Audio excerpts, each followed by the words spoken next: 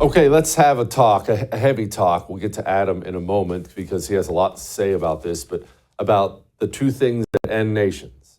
It's look, these things end nations. You can't do either of these things en masse and continue having a country. Debt and immigration. You cannot. It's not that you can't have debt. Of course you can have debt. It's not that you can't have people immigrate. Of course you can have people immigrate. But when those things happen en masse and they become uncontrolled, your nation, well, the clock is ticking. In the United States of America, I may think I have a good idea of how many people we have imported into this country, but Adam Johnston, to his credit, broke it down. He's a contributor to The Federalist. He broke it down in more detail, and the numbers are staggering, sad. I don't know what you want me to say, but it ain't good. Joining me now, Adam Johnston with The Federalist. He's also founder of the website Conquest Theory. Adam, you were the one who broke down the numbers. I did not break down the numbers. You're the one who did the research. Talk to me. What do we have here? Well, Jesse, the essence of the thread and the piece that I had in the Federalist was basically the levels of illegal and legal immigration that are currently in the country, both actually now as well as projected in the future, is a disaster for our country unless it's severely restricted, and not only restricted, but reversed.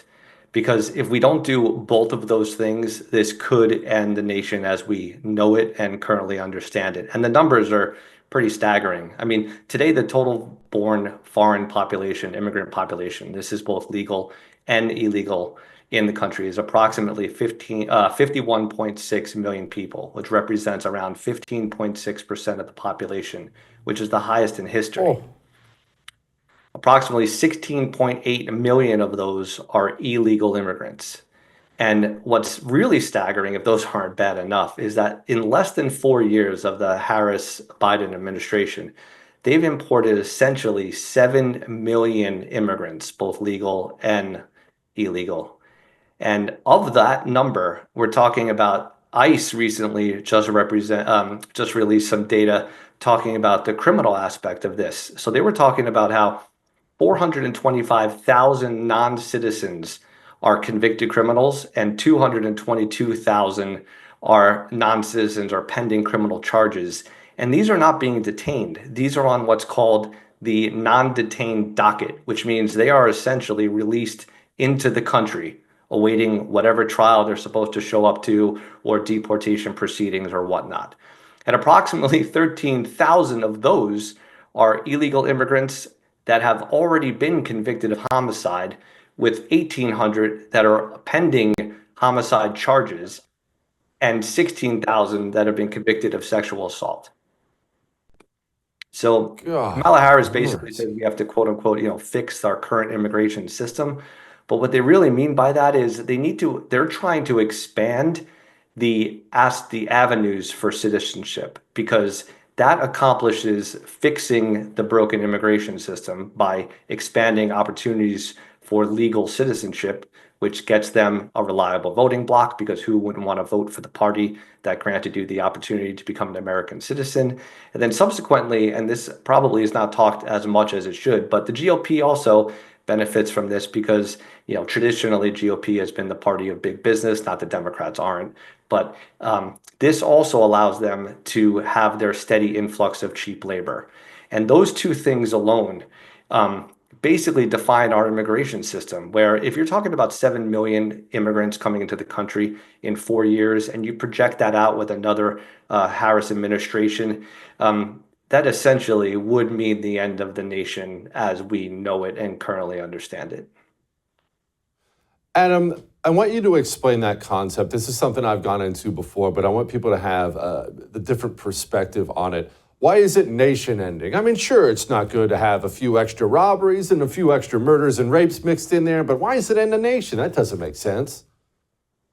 Yeah, well, traditionally nations are bound together by communities with shared history, culture, values, things of that nature. And when you bring in a huge influx of people that do not share that already established culture, that brings with it, it essentially it diminishes what the nation was, and it essentially diminishes what the nation was and changes what it will be in the future.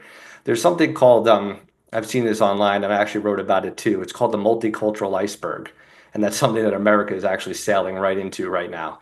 And the leftists like to point out where, multiculturalism, diversity is the strength of nations.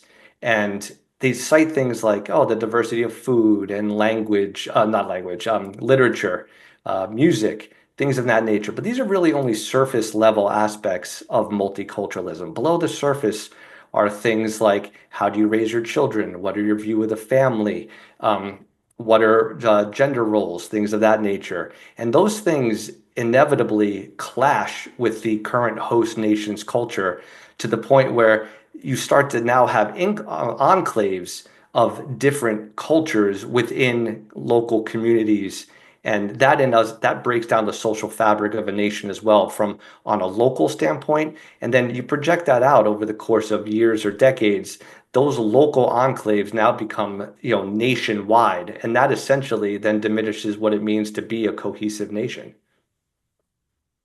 Yeah, God, I think that is said. Okay, I want to make sure I get to this piece in your Substack, which was great, by the way. How the left weaponizes misinformation to silence the right and shape public opinion. Adam, I opened up the show tonight actually talking about the world of make-believe the average American Democrat lives in. It's almost like it's a movie set. They genuinely believe things that are simply not real. A lot of things, but you wrote the piece, please.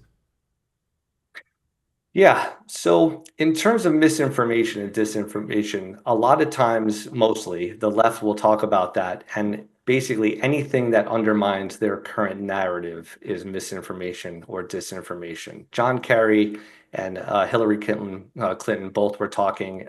Kerry was talking about at the World Economic Forum, talking about how the First Amendment is a real big impediment for them kind of getting a hold on misinformation and disinformation. Hillary Clinton was talking about how they want to repeal Section 230 or maybe even criminally charge people for what they would call disinformation, which is essentially is any information that they didn't like. And we have to remember too that back during the Hunter Biden laptop scandal, that was called disinformation. They were also talking about the origins of the COVID lab leak. That was disinformation. Both those instances turned out to be true and they were not disinformation. But what those two things did was they undermined a narrative. And the narrative is something that's very important in order to keep the regime's hold on power together. And that's why they really want to attack disinformation and misinformation in that sense. Actually, there was just a story today that Matt Taibbi broke, talking about how I'm looking at my notes here.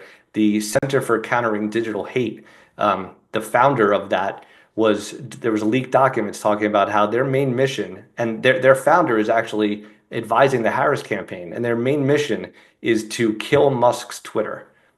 And the essence of that is that Musk's Twitter is essentially as close to a neutral platform as we have right now, because everything else is essentially under control of the leftist Democrat machine. And they really can't even just have one crack in their narrative machine. And that's why they really have to attack Musk. And that's why they want to take down Twitter by going after their advertisers. I would thank you for coming to my YouTube channel, but I know how brilliant it is, and I know you love it here. So subscribe and watch. We're going to start really ramping things up and putting some funny stuff, some interesting stuff out there, some collaborations. Either way, my YouTube channel is officially the place to be. So stick around.